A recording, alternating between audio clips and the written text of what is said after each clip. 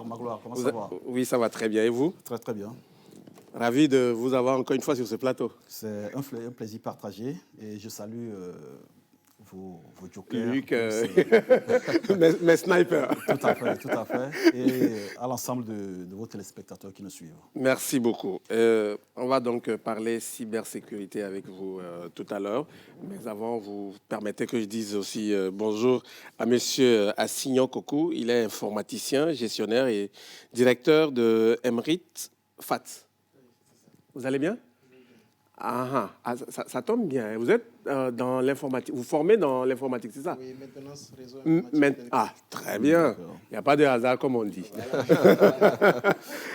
Comment ça va? Oui, on regresse. D'accord. Et juste souligner que cet après-midi, vos étudiants nous accompagnent dans cette émission. Vous pouvez applaudir pour vous-même, chers amis. Et monsieur Assignon, vous voulez bien nous présenter votre école? Ok, Emrit FAT, c'est un centre de formation en maintenance, réseau, informatique et télécom.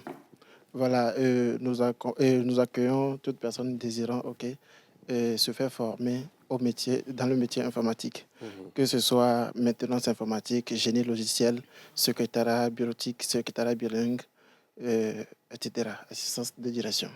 Très bien. Luc? Oui, votre formation est sanctionnée par quel diplôme? Qu'est-ce qui me permet, à la sortie de votre centre, d'être opérationnel et d'être fiable aux yeux des employeurs? Voilà. Nous sommes un centre de formation reconnu et ce qui donne l'assurance aux gens en venant chez nous, c'est que nous formons des étudiants de façon professionnelle, c'est-à-dire dès que vous venez, vous commencez la formation, c'est que tout se fait de façon pratique. Donc, ça fait que dès que vous commencez, vous êtes sûr que jusqu'à ce que vous ne sortez, vous serez opérationnel, quel que soit le domaine dans lequel vous êtes venu inscrire. Ok. Voilà. Oui. Est-ce que vos étudiants, quand vous les formez, vous leur inculquez cette faculté à pouvoir entreprendre eux-mêmes, à ouvrir leur propre structure, à être autonomes, au cas où ils ne trouvent pas quelqu'un pour les employer? Oui. Et nous avons plein de nos étudiants qui ont ouvert leur centre informatique, et leur atelier de maintenance. Et il y a certains qui offrent leurs prestations de services. Et côté sécurité, il y a certains qui créent les logiciels d'application aux gens, etc. Voilà. Donc, la pratique est au rendez-vous chez nous. Ok, au vu aussi de tout ce que vous venez de dire, vous accordez une place à la pratique. Dites-moi, à quel pourcentage cette place-là est et vu tout ce que vous offrez comme formation, est-ce que le Togolais moyen peut s'inscrire dans votre institut? Effectivement, toute personne, et nous offrons aussi, les cours sont moindres, et côté pourcentage de pratique. Moi, je dirais que la pratique est à 90%, la théorie 10%. Okay. Parce que vous confirmez? Voilà. Et ils peuvent jamais. Ils confirment toujours parce que chez nous, nous pratiquons avant qu'eux-mêmes ils notent ce qu'ils ont retenu en fait. Voilà. Chez nous, c'est la pratique pure en fait. Voilà. Oui, allez-y. Et côté cours, c'est à la portée de tout le monde, même les étudiants. La plupart de ceux qui se font former chez nous sont des étudiants et nous offrons la possibilité de se faire former en payant par tontine. Ok. Voilà. Et il y a plein d'étudiants qui viennent, ils payent 1000 francs par jour. Tout dépend de la capacité. De la capacité voilà, de chacun. Voilà. Ok. Oui? Oui, mais les informaticiens, entre griffes, sont réputés à ne pas être clairs. Est-ce que vous leur inculquez cette faculté d'être souvent objectif dans ce qu'ils font? Oui. Je vais employer le mot. Oui, c'est clair. Et en fait, chez nous, c'est que on fait avant. C'est la pratique en fait. Donc, on est clair sur tout, voilà. Il n'y a pas de magouille. Ok. Bon, allez, c'est dit. Peut-être un contact Oui, Voilà. oui. Et pour nous contacter, c'est très simple. Il suffit juste de composer le numéro 90 53 61 79. Voilà. Nous sommes au carrefour du 17 de février à Gbadapédo. Très bien. Bien noté. Merci. Merci à vous, Monsieur Assignon Kokou. Mais vous restez avec nous maintenant. On va parler cybersécurité. Ou si vous, je sais pas, vous voulez réagir un peu par rapport à ce qu'il a dit?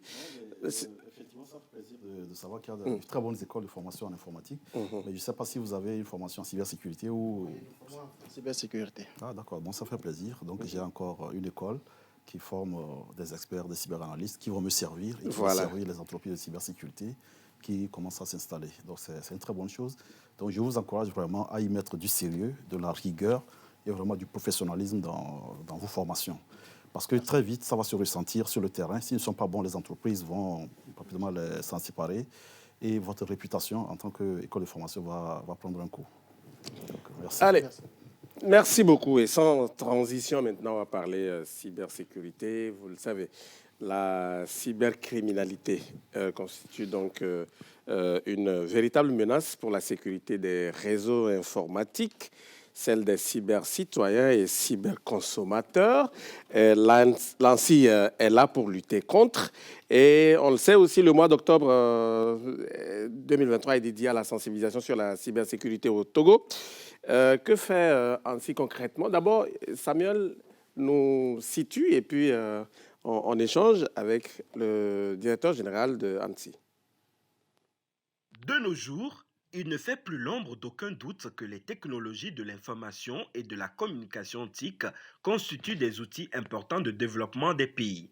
Au Togo, Internet n'est plus un réseau libre et ouvert tourné vers le partage du savoir dont certains de ses concepteurs avaient rêvé. Il est maintenant devenu le moyen d'expression d'une nouvelle forme de criminalité informatique qu'on appelle cybercrime, délinquance informatique, criminalité des hautes technologies, criminalité informatique, entre autres. La cybercriminalité constitue une véritable menace pour la sécurité des réseaux informatiques, celle des cybercitoyens et cyberconsommateurs dont la protection reste très précaire, ainsi que pour le développement de la société de l'information et de l'économie du savoir dans notre pays. Au Togo, cette pratique s'est très tôt généralisée chez les jeunes au fil des ans. Il est en effet noté au niveau des internautes un usage sophistiqué et novateur d'Internet qui englobe les différentes sphères d'activité avec une orientation privilégiée dans la criminalité numérique. Escroqueries de toutes sortes, mensonges, piratage de systèmes informatiques privés ou étatiques sont autant de crimes pratiqués par les cyberdélinquants qui font perdre à Internet son innocence. Dans la mesure où ce phénomène menace la sécurité et le développement de notre pays qui ambitionne de se positionner comme une référence en matière de services numériques en Afrique de l'Ouest, le gouvernement togolais s'est assigné une double responsabilité, celle de se protéger en tant qu'institution et celle de mettre en place un cadre nécessaire pour la protection des organisations, des personnes et des infrastructures publiques, d'où la création d'un organe dénommé ANSSI depuis 2019.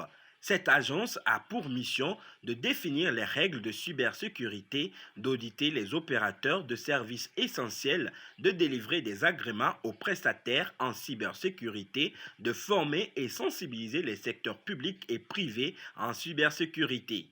Après plusieurs années de service, que faut-il retenir exactement de cet organe? A-t-il pu instaurer un environnement informatique ou Internet sécurisé pour internautes togolais? Voilà. DG, vous venez de suivre le récit de Samuel, mais avant, votre institution est là depuis quelques années, depuis 2019. Et depuis là, à ce jour, qu'est-ce qui a été fait? Merci encore une fois, Magloire, pour cette invitation vraiment qui me permet encore une fois d'éclairer la lanterne des Togolais sur vraiment cette problématique de la cybersécurité, surtout de la cybercriminalité, comme vous savez, est en train d'exploser. Et nous qui sommes les acteurs nationaux de ce domaine, quelque part, j'ai l'impression que nous faisons un travail de Sisyphe. Vous voyez, nous sommes dans un éternel recommencement parce que quasiment tout ce qui a été mis en place pour protéger les entreprises, les administrations, les citoyens, tous les outils qui ont été mis en place, les sites Internet, les documents, les règles de cybersécurité, et vu la progression des actes de cybercriminalité, nous nous disons qu'il y a un problème quelque part. Soit les gens n'ont pas encore pris la mesure des enjeux, ou bien c'est encore cette conception que ce n'est que dans d'autres pays que ça arrive, que nous ne sommes pas concernés. Et donc, c'est vraiment pénible pour nous, qui sommes ces acteurs qui avons fait énormément d'efforts. Le gouvernement a mis beaucoup de moyens depuis 2019 à mettre en place le cadre légal et réglementaire et surtout les structures techniques. C'est un domaine hautement technologique qui demande énormément de moyens. Pour vous donner un ordre d'idée, un Security Operations Center, qui est un centre où on monitore les systèmes d'information 24 heures sur 24, ça se chiffre en plusieurs milliards, voire en plusieurs dizaines de milliards de francs CFA.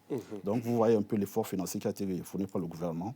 Alors, certes, l'ANSSI a été créé en 2019, mais je vous rappelle que son opérationnalisation a commencé en 2021, en avril 2021, lorsque nous avons été nommés à la tête de cette structure. Et donc, depuis 2 ans quasiment, nous avons fait énormément d'activités. Voilà, la TVT nous a beaucoup accompagnés au cours de nos sorties médiatiques, au cours de nos campagnes de sensibilisation.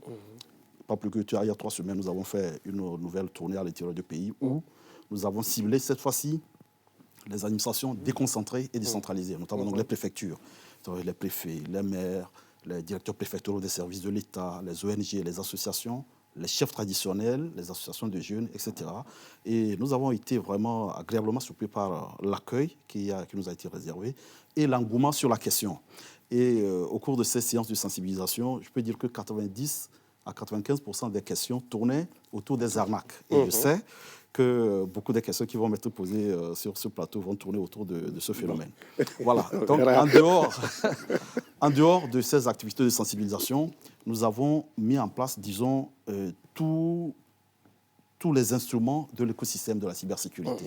Comme vous l'avez montré dans votre élément, l'une des missions de l'ANSSI, c'est de définir les règles nationales de cybersécurité. Nous l'avons fait en nous basant sur des normes et des pratiques internationales, notamment la norme ISO 27001 qui régit vraiment ce domaine de la cybersécurité, le PCI DSS qui régit toute la sécurisation des paiements électroniques et des cartes de crédit. Vous voyez, ce sont des normes internationales qu'il faut absolument mettre en œuvre pour sécuriser les transactions financières, plus certaines normes américaines comme le NIST. Et donc, ces règles de cybersécurité sont disponibles sur le site internet de l'ANSSI.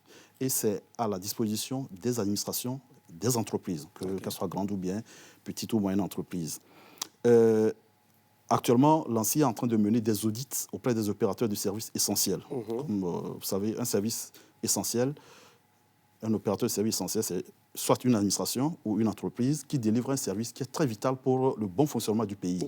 Et le rôle de l'État, c'est de protéger au maximum ces entreprises pour qu'elles ne subissent pas une cyberattaque. Parce que si jamais elles subissent une cyberattaque, très vite, ça va se faire ressentir sur le fonctionnement du pays. Clairement. Il y a de cela juste, je pense, 2 semaines, vous savez, il y a eu un petit souci au niveau de la CET, les gens n'arrivaient plus à recharger leur carte de crédit. C'était lié à une panne informatique. Ça, c'est une panne, parce que nous sommes allés... Non, ce n'est pas une attaque, parce que l'ANSSI est allé aux informations. Nous étions même acteurs de toutes les actions de remédiation de cette panne. Et ça a été réglé en 2-3 jours. Parce que c'est une panne matérielle. Mais contrairement, il y a eu une institution bancaire qui a subi une grosse attaque en début d'année, fin d'année, début d'année.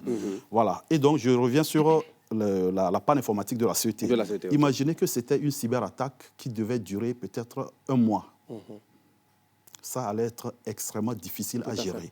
Parce que vous avez vos denrées alimentaires dans des frigos, nos entreprises qui importent les matériels, enfin, les produits frais, les hôpitaux, je ne sais pas si vous voyez. Et donc, l'impact très vite se fait ressentir.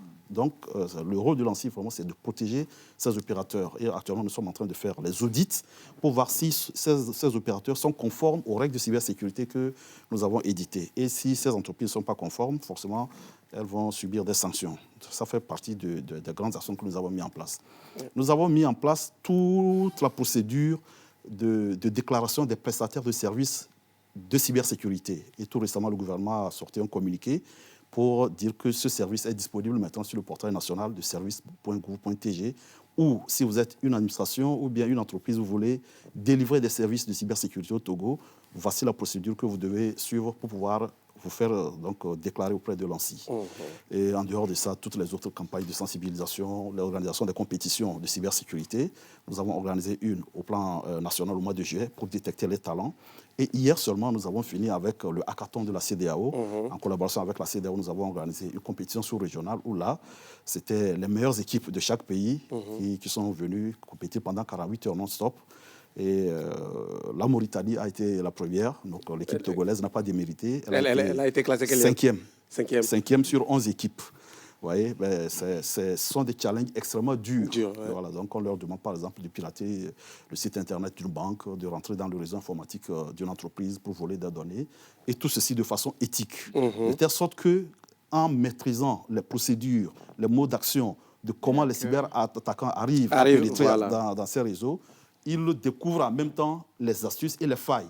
Et ça permet maintenant de corriger ces failles et ces vulnérabilités de ces entreprises. Très bien. Si on veut parler des cyberattaques ou de la cybercriminalité chez nous, quelle est la situation à ce jour? Alors, en matière de cybercriminalité, et comme je vous le disais, ça me fait très mal parce que c'est beaucoup plus les arnaques. Alors que, en matière de cybercriminalité, pour nous, qui sommes les acteurs nationaux avec des capacités techniques, il n'y a quasiment pas grand-chose à faire. Je vais vous surprendre. Et je veux dire, nous, actuellement, nos équipes sont là 24 heures sur 24, 7 jours sur 7 au SOC, du Cyberdéfense Africa. Et ils sont là à lutter contre les bots, donc les robots qui tentent de pénétrer des réseaux. Ils luttent contre les tentatives d'intrusion dans les réseaux, parce que les gens sont dans d'autres pays, en Russie, en Chine, et tout le temps, ils scannent nos banques, nos entreprises, nos administrations, pour pouvoir rentrer dans les serveurs, les bloquer, mettre dans des rançongiciels, exiger des rançons, etc. Et donc, quand vous arrivez, ils ont le nez sur les écrans d'ordinateur, c'est des milliers de lignes de code, et ils travaillent. Et pour la population, comme ce n'est pas visible, ils pensent qu'on ne fait pas grand-chose. Et eux, c'est tout le temps, on arnaque les gens, qu'est-ce que vous faites? Et donc, toute la problématique de la cybersécurité, de la cybercriminalité au Togo, tourne autour des arnaques. Alors que les arnaques, ce n'est que de l'ingénierie sociale. Il n'y a techniquement pas matière pour nous. Je vous donne un exemple concret. Allez-y. Une dame qui a un service de traiteur, donc qui fait des services de traiteur qui viennent livrer des repas pour des administrations ou bien lors des événements, a subi cette arnaque. Elle a déclaré cet incident. Qu'est-ce qui s'est passé? Quelqu'un l'a appelé, donc un arnaqueur, pour dire que le Parlement de la CEDEAO devait venir faire une session à Lomé. Donc, le Parlement c'est plusieurs députés. Et donc, ils ont besoin d'un service traiteur pendant 3 jours. Elle devait donc livrer les repas. Et qu'ils ont regardé, et que son service traiteur est le meilleur. Elle a une très bonne réputation. Et donc, on veut lui donner ce marché. Cependant, il faut qu'elle souscrive à une assurance. Parce que si jamais les gens mangent et ils ont des malaises, il faut que l'assurance puisse couvrir.